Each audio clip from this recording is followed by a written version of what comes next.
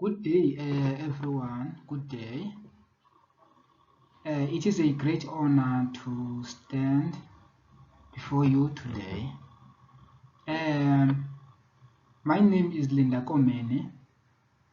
I want to welcome all of you in this COVID-19 mini workshop. Today, I will be your facilitator. I will be your facilitator for the workshop, for this workshop, this COVID-19 mini workshop. I hereby welcome all of you, and I hope all of you will enjoy the workshop as I will provide it within my best capabilities. So welcome all again. We are meeting here today because of the coronavirus, which has affected our daily lives. Everything has changed. So this virus has affected all of us. Everyone has been affected, not individual, all of us. This virus has hit many waves. All of us has been affected. We have been affected by the virus in many ways, economically, socially, educational disturbance. That's how we have been affected. We have been affected more than many ways. Hence, I've come here today to present this COVID-19 mini workshop. The objective of this course or mini workshop is to develop your knowledge. It is to develop your knowledge or to develop yourself in acquiring more knowledge about the virus at work or even in school, as those are the main hotspot of this virus. Where there is a lot of people, there is more interaction. That's the hotspot for the virus. So that's where the virus it gets infected. It infects more people. That's the hotspot. So that's why I'm here today, to provide you with more knowledge to protect you against the virus, so that you can all be safe at workplace, at school, everywhere. Okay, after completing this course, participants will have a better understanding and improved knowledge of the virus. The learner will be able to explain how COVID-19 is transmitted and ways of preventing COVID-19 transmission. The learner will be able to behave in a right manner if they are diagnosed as being COVID-19 positive. The learner will know the importance of getting vaccinated and will be able to make an informed decision when the vaccine arrives. The learner will gain a better understanding of the national statistics related to COVID-19 and our current status of the virus as a country. The learner will be able to spot and recognize some symptoms and get tested when suspecting COVID-19 infection. As we are meeting here today, people, during the course of the day, this is the content that will be covered. So, in the content that as I'm conducting this workshop, these are the main lessons that will be covered. So, lesson 1 will include course introduction and a background about the COVID-19. So here I will explain, I will give an introduction of what is COVID-19 and how did it affect us the whole community, not only South Africa. How did it affect? What's the background? How did it start? So that's what I will explain today. I will explain more in details about the virus, Then lesson 2, South African national statistics and where we are heading as a country. So what I mean by this, as every day we are provided with the statistics of the country. So it can be the world statistics, international statistics, but mainly in this mini workshop, I will focus on the South African, our national stats. That's where, and then we will analyze the stats together. We'll determine if where we are heading to as a country. So lesson 3, stages and symptoms of COVID-19 infection, as well as dynamics of COVID-19 testing. So that's what I will explain in lesson 3, the symptoms of the COVID. You will know what are the symptoms of COVID-19 and the dynamics of COVID-19 testing. So what are the methods of testing? That's what I will explain today. Lesson 4 will be the main types of COVID-19 transmission and the ways to prevent it. It is very important to know these types of COVID-19 transmission, so that you can have ways to avoid the infection. So it is very fundamental that you know these ways, these types of transmission and the ways to prevent. So I will explain the ways to prevent, how to prevent, how to avoid the transmission. So I will get more in detail about these lessons. Lesson 5 is the procedure to be taken if you are infected by the virus. So what is the procedure if you are infected by the virus, or if you think you are infected by the virus, or you are developing some symptoms? So what's the procedure? So that's what I will be explaining, and also COVID-19 treatment, the COVID-19 treatment. So I will explain more in details if do we currently have a COVID-19 treatment?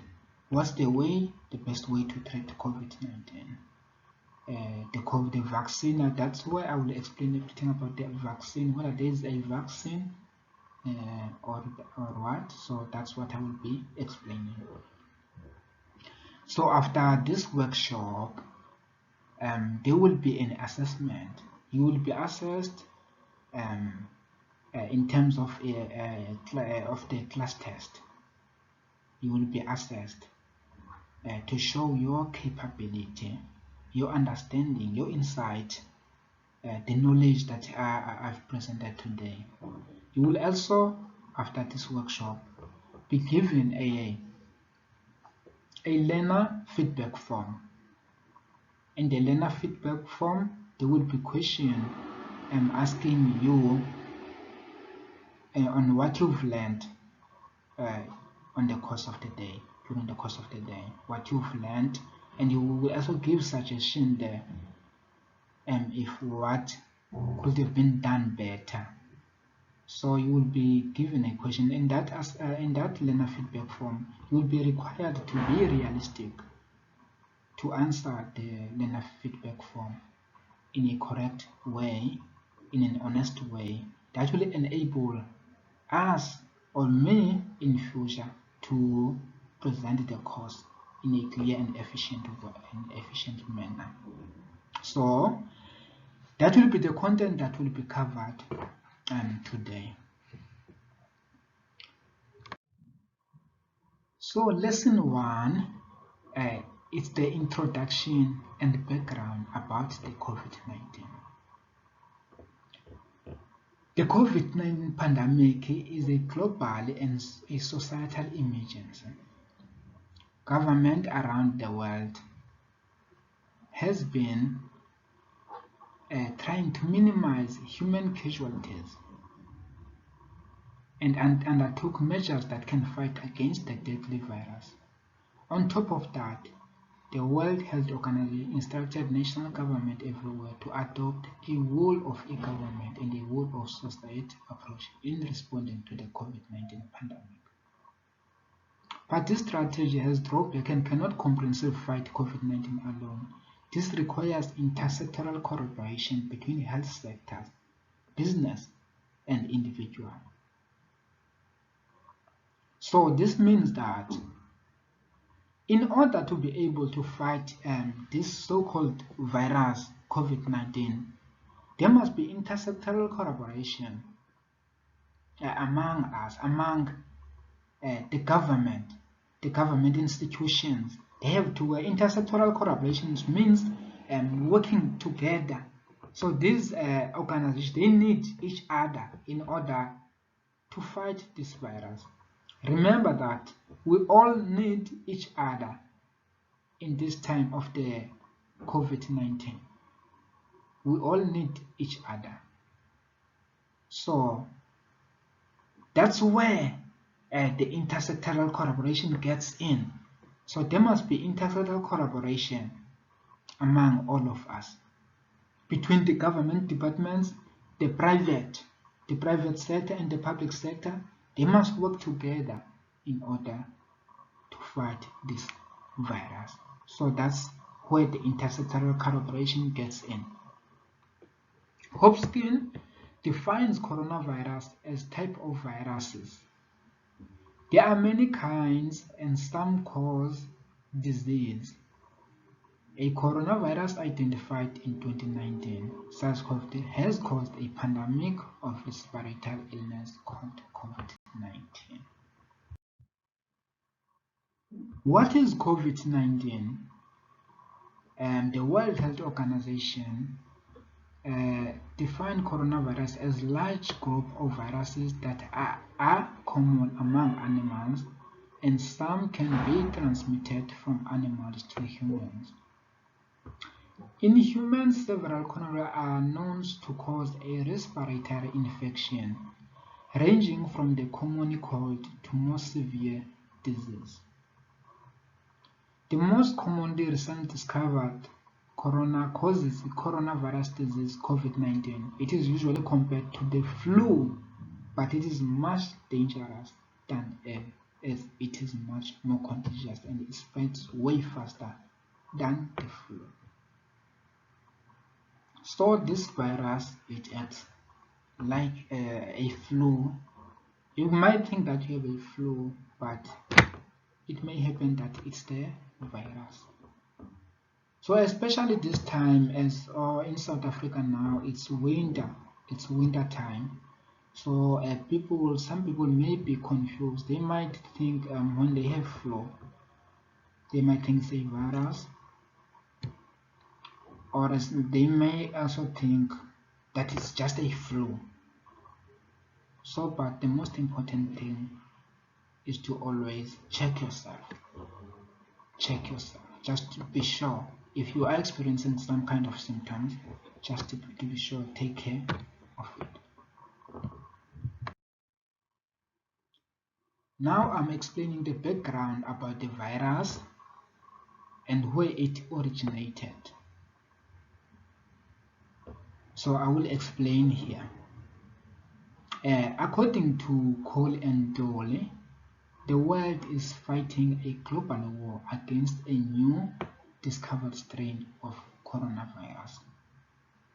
The new strain of coronavirus, named SARS-CoV-2 by International Committee on Taxonomy Virus, was first reported in Wuhan, Hubei province, China in December 2019, and now has spread across almost all of the countries of the world.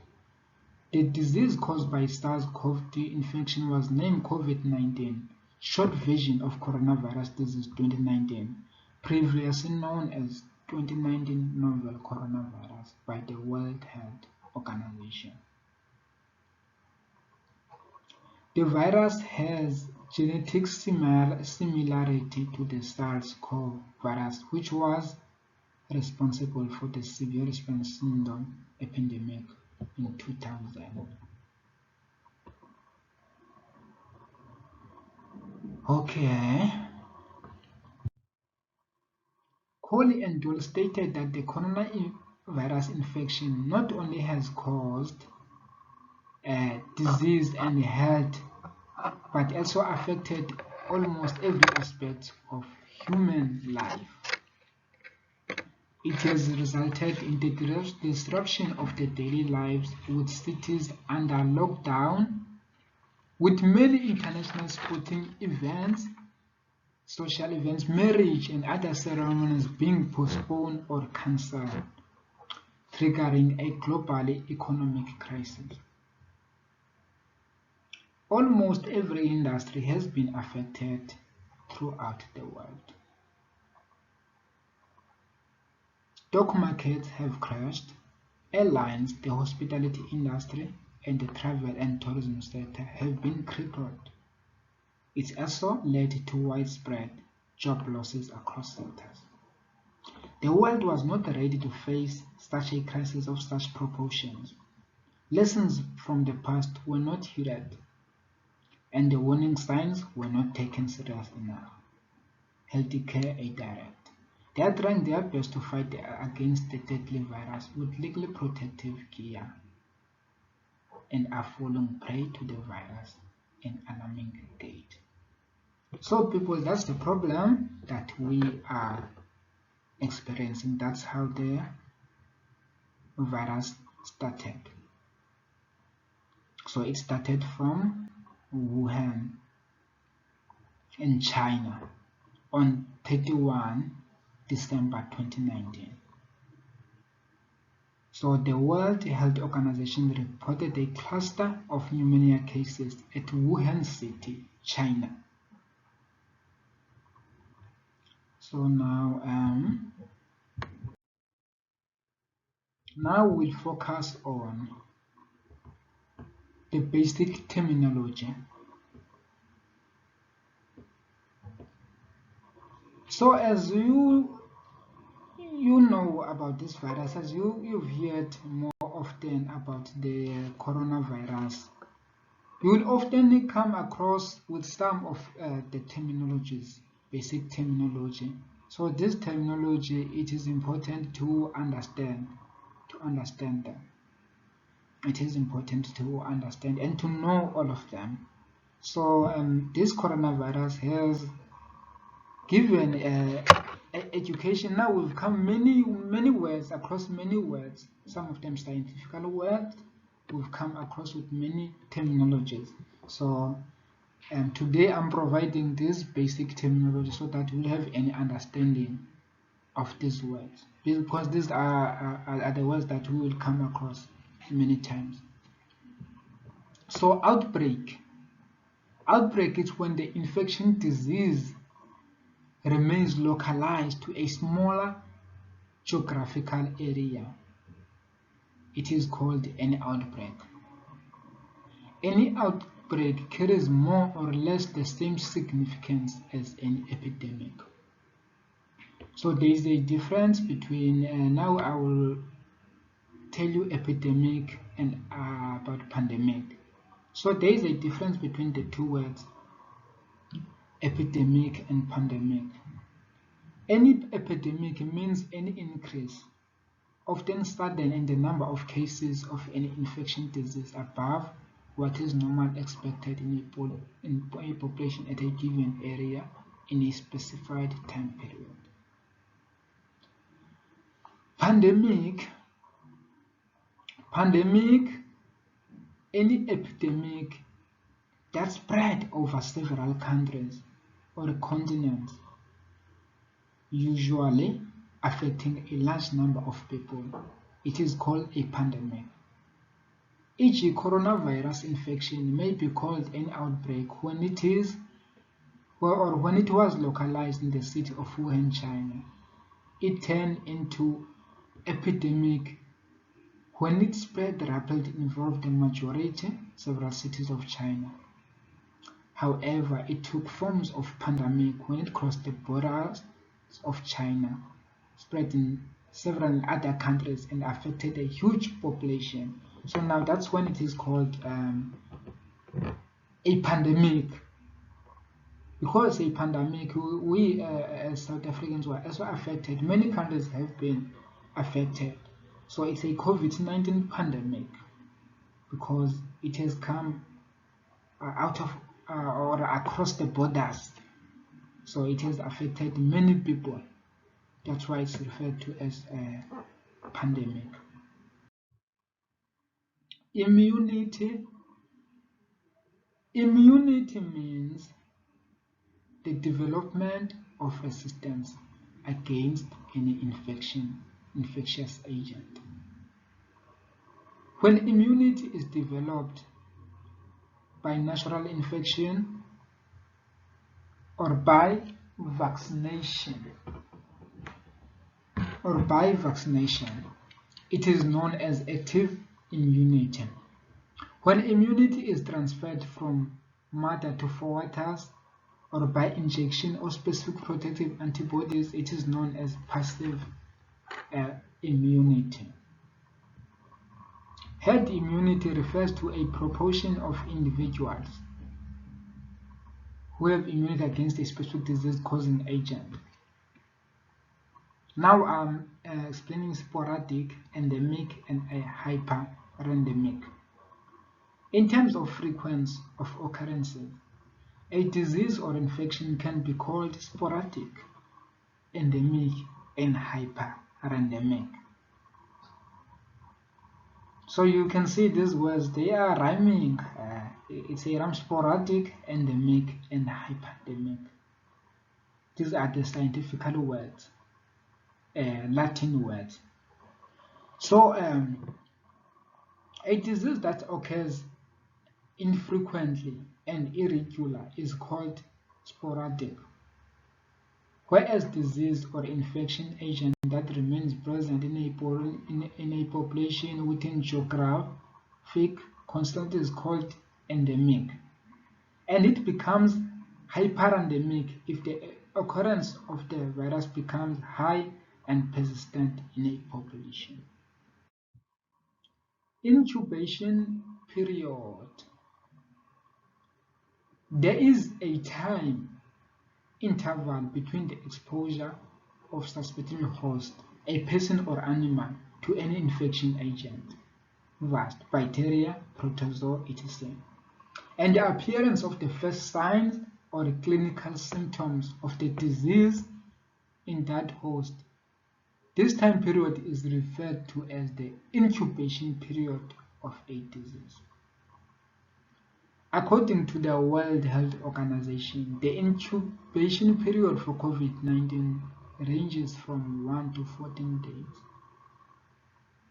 most common around 5 days. This means that after a healthy person comes into contact with a person who has a coronavirus infection, they are likely to develop infection within 14 days of contact. So the symptoms may not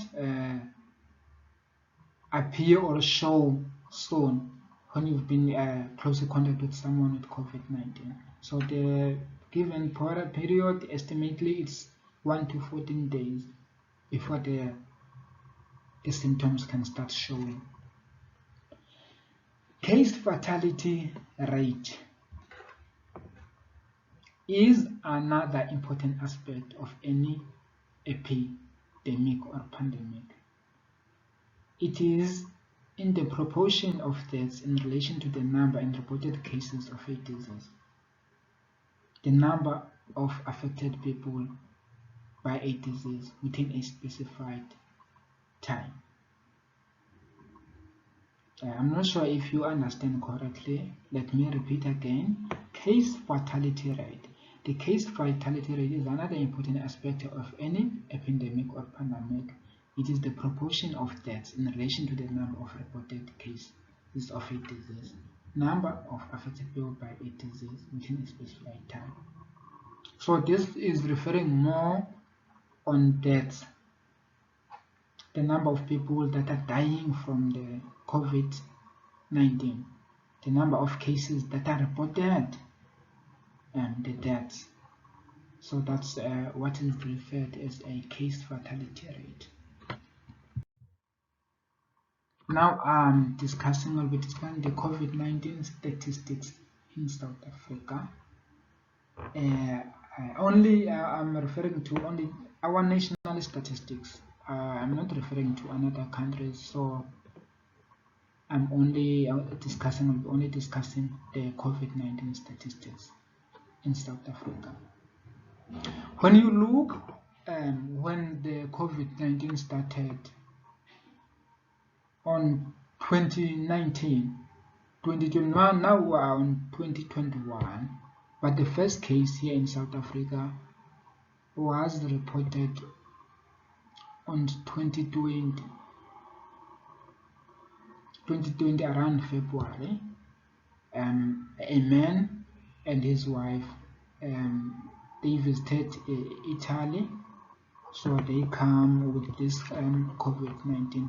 That was the first case that was reported back then. So now we are here because of we're in this case because of those people that came from other countries. So from that point, there was an infection. So the virus replicated more to people were infected by the virus. It resulted on the number of more cases increasing every day. So when you look at the statistics from back there and from now, you will notice that there is a very increased number of recovery. The recovery rate is very huge, which it shows that as a country we are there, we are improving, we are taking the measures, we are following the rules, the regulations of government. Because if you see in the stats, the recovery rate is 94.29, so which is good. It means that we are, compared to previous months, it shows that we are improving as a country. We are improving. There's an improvement. We are following the rules and regulations of government. So you will notice that even the new cases here, it's more. This statistics is from May. It's statistics of May. Currently mid-May, 23rd May. So this is the new statistics. So we'll notice that there is a very little number of new cases, reported cases, which shows that the virus is decreasing. It is decreasing. Even the total deaths, the number has decreased, because we're looking at a lot of numbers of deaths. It was more than 100,000. So there is a improvement. So there are many tests conducted, positive cases identified, totally recoveries, totally deaths, new cases. But what I can tell you that there has been improvement when looking at these stats comparing to previous stats. So this is the statistics from last year 2020 on April. So as you see here, 91 new cases reported, total cases 2,506, 14 fully recoveries, confirmed negative. There were 34 deaths. So the breakdown per province of the total infection: Gauteng 930, Western Cape. But that's how it started. The virus. So the number it started. It was because there were no more, like, the tests that were conducted were not more. They were not a lot. So at that time the virus was starting. It was starting by that time, as you will see that these numbers are small. They are small. When the virus was starting, the numbers was small. It was small, but now it's big now. Like then it increased over the months. It increased. Then we received many cases. But at this point, come now, the number has decreased again because there is improvement. There is improvement. People are following the COVID-19 regulations. They are practicing is social distancing, taking the precautionary measures. So which means that there is improvement in the country.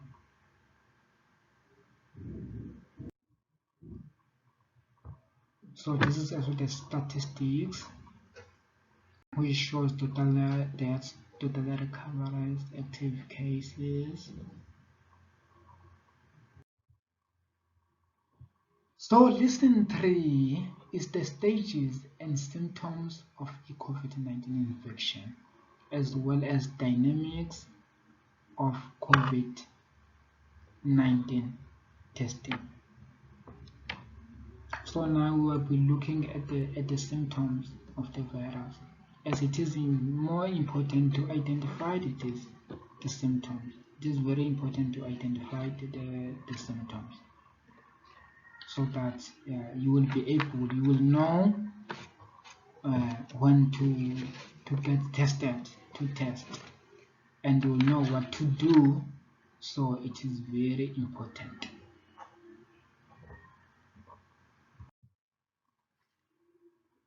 So the coronavirus symptoms, serious COVID-19 symptoms required immediate medical care.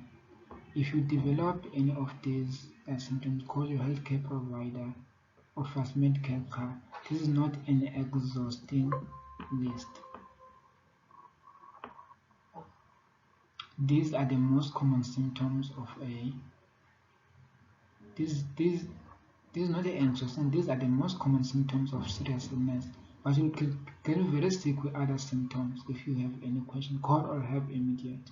So the more popular symptoms of this virus is shortness of breath, difficulty breathing, loss of speech or mobility or confusion, chest pain, tiredness, loss of taste or smell, fever. So the less common symptoms are sore throat, diarrhea, headache, a rash on the skin or discoloration of fingers or toes, itches and pains, red irritation. Okay. So now the early stages of the coronaviruses. News media states that the severe acute respiratory syndrome coronavirus 2 SARS is a viral infection that causes COVID-19. Symptoms can affect the airways and lungs, although this may vary from person to person. Once a person has contracted the coronavirus, it can take 2 to 14 days for symptoms to appear, as I explained earlier. According to the World Health Organization, symptoms of the virus can be mild and come gradually according to Lancet 2020. When hospital admission is necessary, this typically occurs from 7 days onwards. Most cases of COVID-19 are mild, but mild does not mean symptoms free. People have mild symptoms or are asymptomatic and still pass the virus on.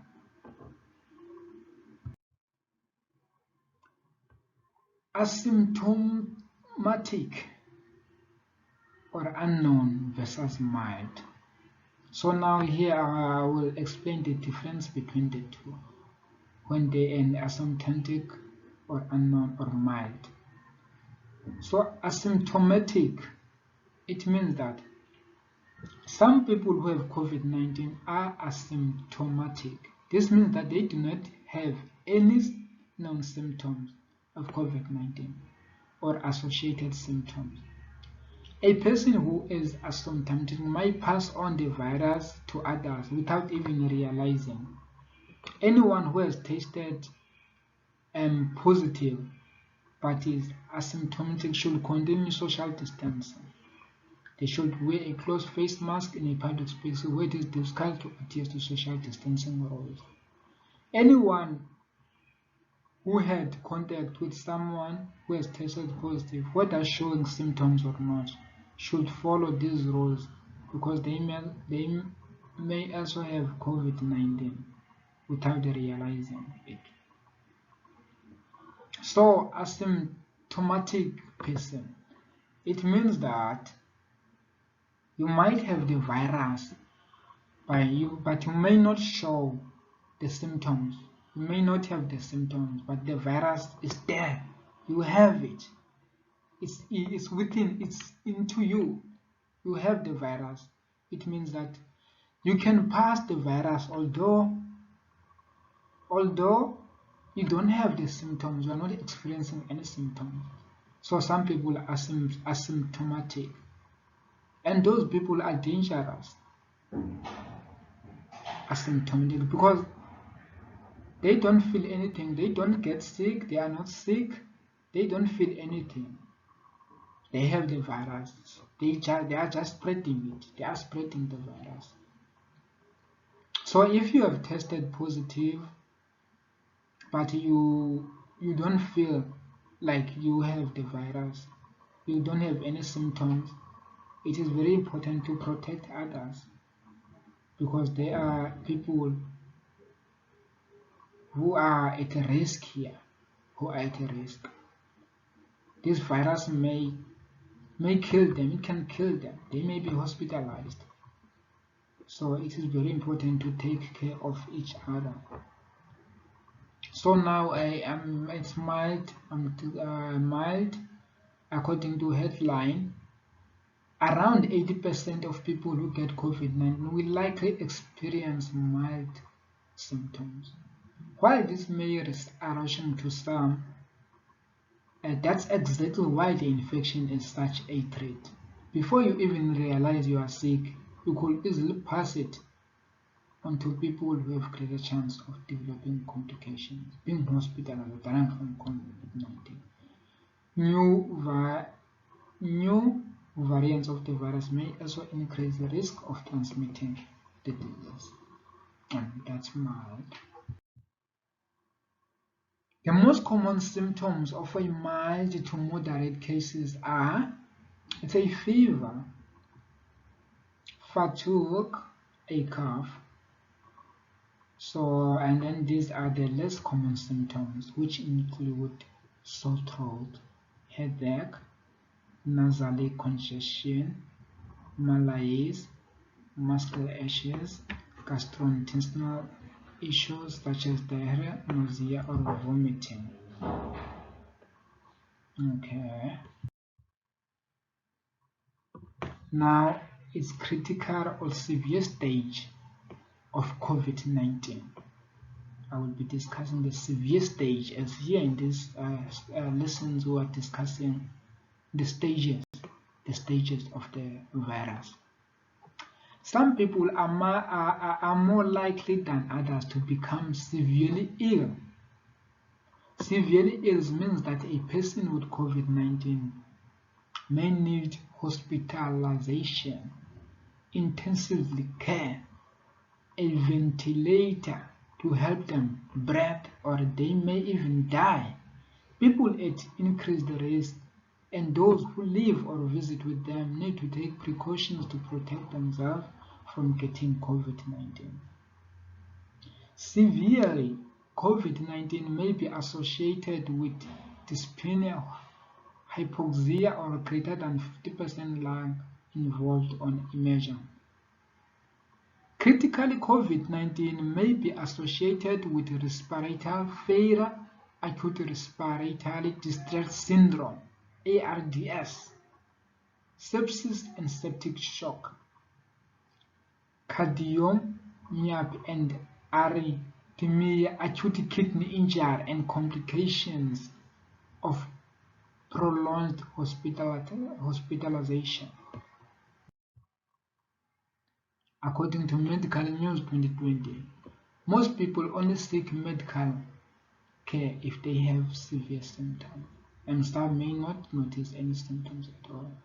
Symptoms of severe cases typically include high fever above 10 degrees Fahrenheit, 39.4 degrees Celsius, difficulty breathing, blue lips or face, persistent pains or pressure in the chest, new onset confusions. So these are the symptoms when you are experiencing a very severe, you are on the severe stage of the virus. When you are hospitalized, or when you are in these difficult situations where you are experiencing these health symptoms. So that's where people, they may seek medical help when they realize these symptoms. So now I'm discussing the people at increased risk. People at increased risk. So that's what I will be discussing today. So here I have the people at increased risk. It's older people, people with medical conditions, and pregnant and recently pregnant people. So older people, older adults are at a greater risk of requiring hospitalization or dying if they are diagnosed with the COVID-19. As a person gets older, the risk of being hospitalized for COVID-19 increases. For example, people in their 50s are at higher risk for severe illness than people in their 40s. Similarly, people in their 60s or 70s are in general at higher risk for severe illnesses than people in their 50s. The greater risk for severe illnesses from COVID-19 is among those aged 85 or older. That's the older people. Now discussing people with medical conditions. These people are at increased risk of getting sick and dying from COVID-19. Even young people with medical conditions, they can also, if they are diagnosed with this virus, they can also die or be hospitalized. They can be at a critical stage of the virus. They can die due to the medical conditions. So people with medical conditions are at risk. It doesn't matter at what age, which age group are you. So it is very dangerous. So those people with medical conditions, the medical conditions can include HIV, cancer, obesity, liver diseases, heart diseases, asthma, and a lot and more of those medical conditions. So we need to protect those people against this virus by practicing social distancing, following all the procedures, all the precautions to protect these people. So pregnant and recently pregnant people are also at risk of the virus. Pregnant and recently pregnant people for at least 42 days following end of the pregnancy are more likely to get severely ill from the COVID-19 compared with non-pregnant people. Additionally, pregnant women with COVID-19 are at increased risk for preterm birth and might have any increased risk of other adverse pregnancy outcomes. So that's the risk for pregnant and recently pregnant people. Those are the people at increased risk. So now I'm discussing the dynamics of COVID-19 testing.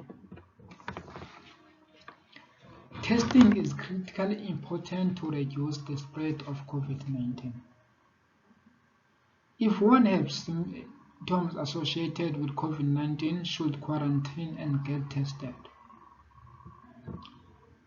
If you are unvaccinated and think you're exposed to someone who has COVID-19, you should be tested. If you need to be tested for COVID-19 and can't get tested by a healthy provider, you can consider using either self-collection kit or self-test that can be performed at home or anywhere else. Sometimes a self-test, also called a home test, or any at-home test.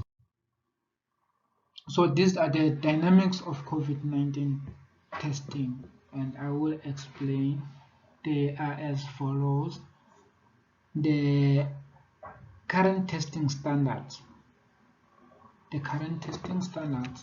Current test for the diagnosis of COVID-19 as recommended by the United States Center for Disease Control and Prevention in a qualitative, real, and prevention nasal swab, which detects the presence of specific segments of the SARS-CoV-2. So this detects the virus, the current testing standards. Then the antigen test. Antigen test, they are also called the rapid point of care test. They are also called the rapid point of care test.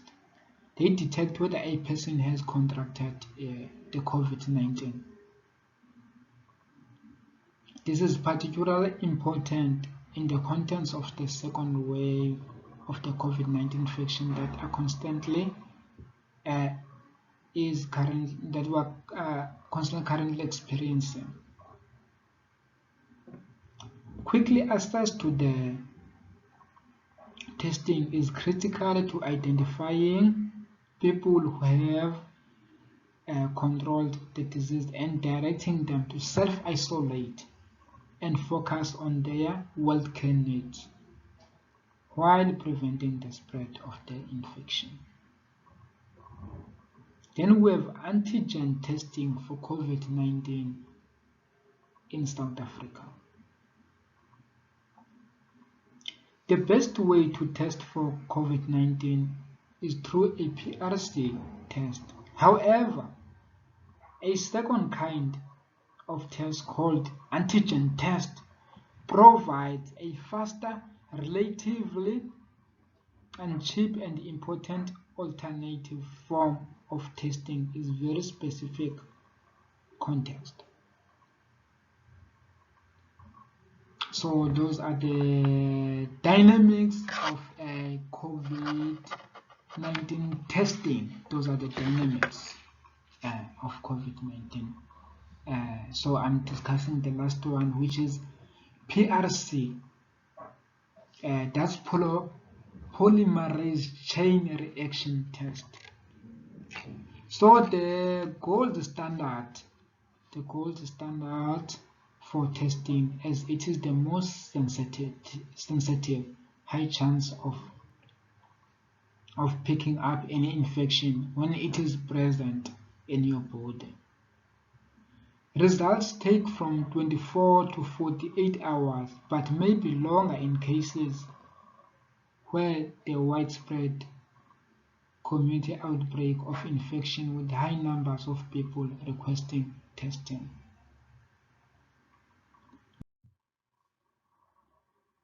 So how is South Africa using the antigen test? The latest guidelines around the use of antigen test by the National Department of Health improve the use of antigen testing in South Africa in specific context, always with the aim of reducing the transmission of COVID-19. In South Africa, antigen tests have been approved for the use in line with the World Health Organization recommendations. Testing symptomatic patients in areas where community spread has been detected. Screening of a risk individual in community. Screening high-risk groups such as healthcare workers and essential staff in areas where community spread has been detected. In the process of conducting tracing to test people who are contacts or both asymptomatic and symptomatic. These are the other methods of testing. It's molecular test and serological test. So the molecular test, it looks for signs of a current infection. It looks for signs of the current infection. A person performing a molecular test usually takes a sample from the back of the throat or the nose of both using a long cotton swab. Maybe most of you are more familiar with the molecular test. Then we have serological test. So serological test, this detects antibodies. The body produces, this detects antibodies. The body produces to fight the SARS-CoV-19. The antibodies are present in blood and tissues of anyone who have recovered from the COVID-19. While they are useful indicators of the past SARS infection, these tests may also detect antibodies produced to combat other types of coronavirus. Where should you go if you want to test for COVID-19? I think this is a very important question. Where should you go if you want to test for COVID-19? If you think you might have contracted the virus, you can call the NICD helpline at 0800 02 9999949. Yeah, and you will be advised on a possible testing facilities. They will tell you what is your nearest center for testing, because all the provinces have the different testing centers. So once you dial that number, you will be told which center is nearest to you, so that you can go and get tested. However, testing is not routinely done unless testing is indicated by healthy professionals. Therefore, one would need to be assessed by your medical practitioner in order to qualify for testing. This means that you you will not just get tested. Firstly, when you go to your nearest center, when they tell you that you can come, they won't just test you. First, you will be screened. This means that you will be screened. You will be screened for the COVID-19. So that's where they will decide, okay, let us test you. You might have the virus, so you will be screened. They will check your body temperature, all of that. So they will screen you before you get tested for the coronavirus. Now I'm on lesson number 4, where I'm discussing the main types of COVID-19 transmissions and the ways to prevent it. So there is a couple of COVID-19 transmissions. So it is very important to know and understand the transmissions of a COVID-19. It is very important that you understand this. So the types of transmission, according to the World Health Organization, the disease is caused by SARS-CoV-2 virus, which spreads between people in several different ways.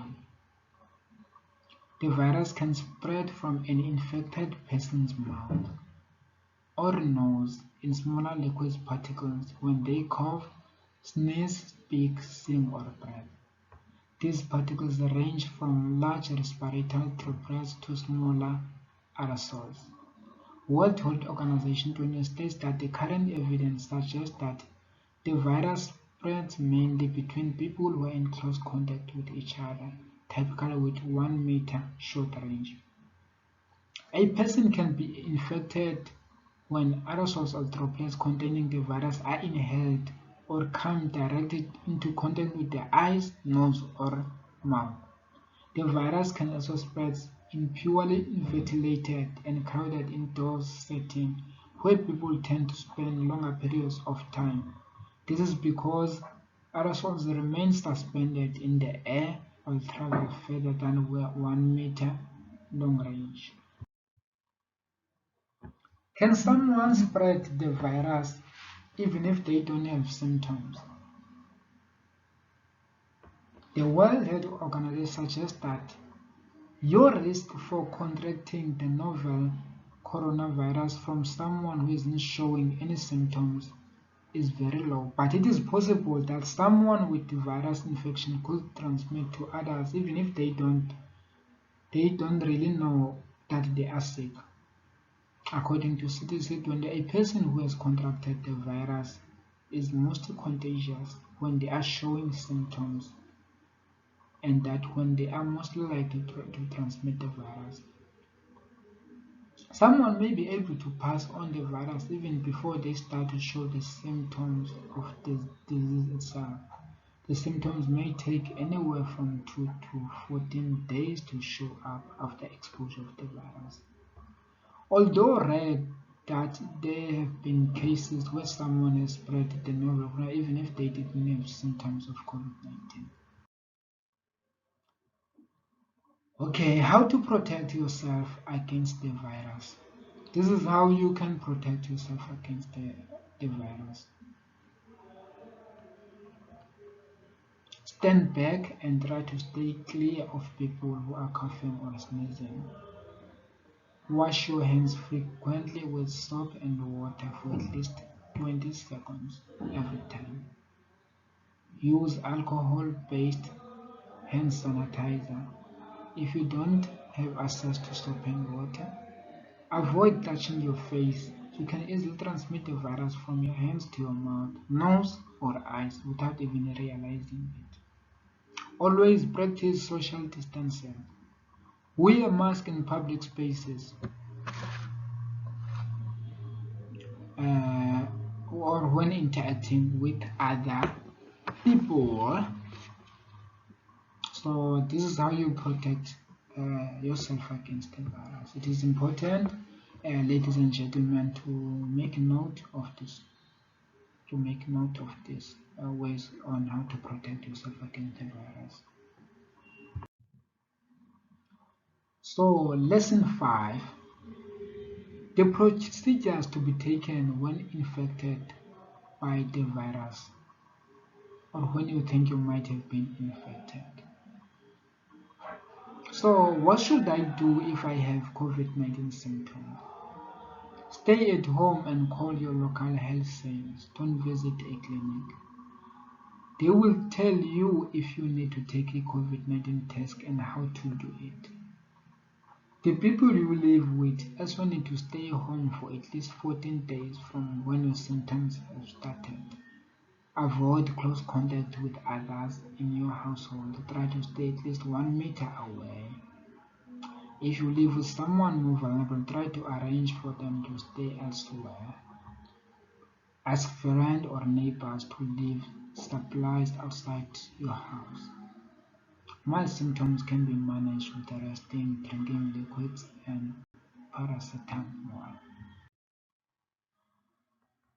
When should you seek medical help?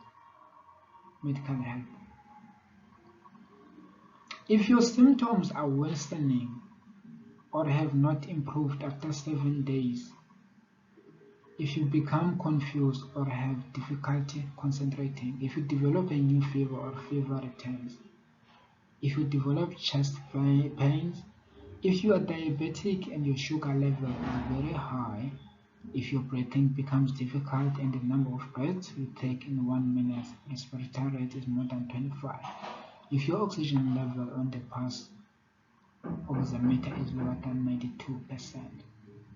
So this is how or when you should seek the medical help. So if you are experiencing these symptoms, it's very important to seek medical help, as you are standing at a high risk. When should you seek medical help? Continue. Do not go to your health care facility. Call the doctor to arrange a visual medical consultation, or call an ambulance and go to your nearest hospital. I tested positive for COVID-19. What now? So it is very important to know when you've tested your COVID-19, for what must be done. So I've realized that most of you in the questionnaires that I was distributing, you said that you don't know the main procedures to do, what to do when tested for COVID-19, what will be expected of you. So now I'm presenting you this according to the training needs analysis. So if you have tested positive for COVID-19, refrain from going out and to work. Self-isolate, ideally alone in a room and away from other family members or roommates for a period of not less than 10 days. If practical, avoid sharing a bathroom with other individuals.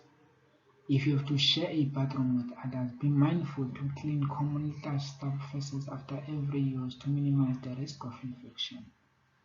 During the quarantine period, it is important to keep an eye on your symptoms and to call your doctor if you are concerned about your health.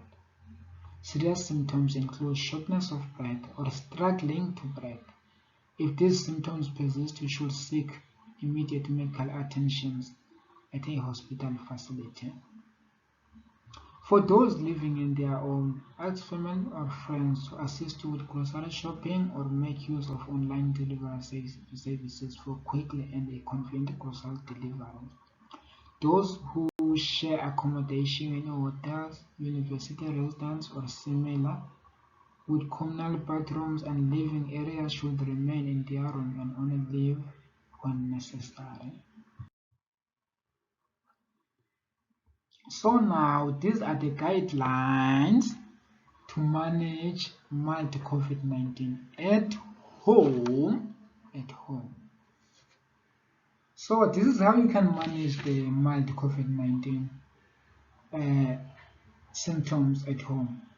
First of all, Strengthen your immune system. So how do you strengthen your immune system? You'll strengthen your immune system by eating healthier, stay active, drink hot water, eat vitamins D, zinc, vitamin C, and vitamins B. That's how you make your immune to be stronger, so that your immune system will be able to fight against the virus.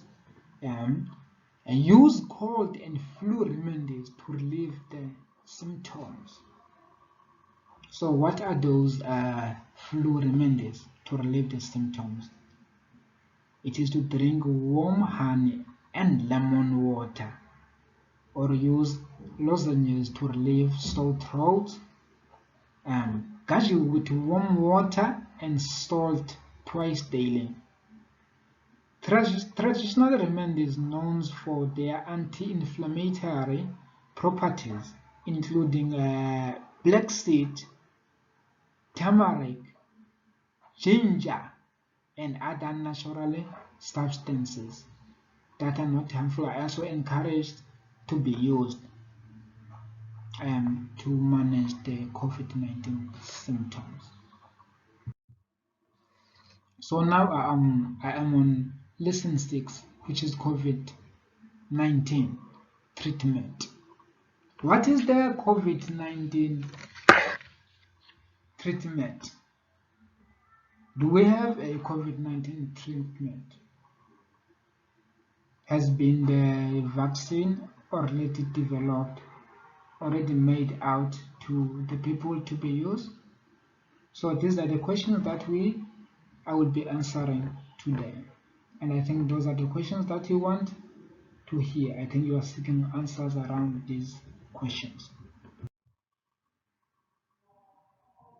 So medical treatment. Scientists around the world are working to find and develop a treatment for COVID-19. And currently, there is no cure for the virus. There is no cure. Optimal supportive care includes oxygen for severe ill patients and those who are at risk for severe disease, and more advanced respiratory support such as ventilation for patients who are critically ill. Dexamethasone is a steroid that can help reduce the length of time on ventilator and save lives of patients with severe and critical illnesses. World Health Organization does not recommend self-medication with any medicine, including antibiotics, as a prevention or cure for COVID-19. State that FDA has approved the antiviral drug remdesivir to treat COVID-19 in hospitalized adults and children who are aged 12 and older in hospital. The FDA has granted any emergency use of authorization for the rheumatoid arthritis drug paracetamol Olumiant to treat COVID-19 by reducing inflammation and having antiviral activity. Paracetamol may be used in combination with remdesivir in people who are hospitalized with COVID-19 and who are on mechanical ventilator or need supplemental oxygen. COVID-19 coronavirus vaccine. So now I'm explaining the coronavirus vaccine, and also keep in mind that this vaccine is only a preventative vaccine. It doesn't curb the virus. I will explain. A vaccine is intended to provide immunity against COVID-19. In general, vaccine contains a weakened or inactive part of a particular organism that triggers an immune response within the body. These weakened versions will cause the disease in a person receiving the vaccine, but it will prompt their immune system to respond. Some vaccines require multiple doses given weeks or months apart. This is sometimes needed to allow for the production of long-lived antibodies and development of memory cells. In this way, The body is trained to fight the specific disease causing organism, building up a memory against the pathogen so it can fight in the future. Herd immunity. When a lot of people in a community are vaccinated, the pathogen has a hard time circulating because most of people it encourages are immune. So more that others are vaccinated, the less likely people who are unable to protected by vaccine are at a risk even if being exposed to the harmful pathogens. This is called herd immunity. But no single vaccine provides 100% protection, and herd immunity does not provide full protection to those who cannot safely be vaccinated. With herd immunity, these people will have substantial protection. Vaccinating not only protects yourself, but also protects those in community who are unable to be vaccinated. So, by being vaccinated, you are not only protecting yourself, you are also protecting others. And some of these people, they are at high risk. If they can contract the virus, they could die or get in a worse situation, such as being hospitalized. So it is very important to get vaccinated, but I will explain more as I move forward. Process is followed before a vaccine is given to the public. So this is the process that is followed to ensure that you are safe, that the vaccine is safe to be used. This is the process that is taken. The vaccine must be proven safe and effective in large clinical trials. A series of independent reviews of the efficacy and safety evidence is required. The evidence must also be reviewed for the purpose of policy recommendations on how the vaccine should be used. An external panel of experts convened by what called Strategic Advisory Group experts on immunization research analyzes the results of the clinical trials. Officials in individual countries decide whether to approve the vaccines for national use and develop policies for how to use the vaccines in their country based on the World Health Organization recommendations. So that is the process to be followed before a vaccine is given to the public. So this is the necessity, this is why that it is important, the vaccine is important. So the vaccine is important for the following. There is overwhelming scientific evidence that vaccination is the best defense against serious infection. Vaccines do not give you the virus, rather it teaches your immune system to recognize and fight the infection. The COVID-19 vaccine presents the body with instruction to build immunity and does not alter human cells. Vaccines have reduced mortality and mortality of infections such as smallpox, poliomyelitis, hepatitis B, measles and tetanus, whooping cough, and pneumoconjunction across the world. Vaccinating enough people will help create herd immunity and stamp out the disease. That's why it is important to get vaccinated. South Africa's first vaccine. The first dose of the vaccine are from Johnson & Johnson, as its vaccine has proved effective against the COVID-19 501 variant. The country has secured 11 million doses of Johnson & Johnson vaccines. Of those doses, 2.8 million doses will be delivered in second course and the rest spread throughout the year. That's the Department of Health. Other vaccine suppliers. South Africa reached an agreement with the COVAX facility to secure 12 million vaccine doses. This will be complemented by other vaccines that are available to South Africa through African Union's African Vaccine Contesting Facility. PS have confirmed 20 million vaccine doses commencing with deliveries at the end of the first quarter. Government continue to work with various pharmaceutical companies to ensure we immunize 67% of the population. Department of Health giving us that important information.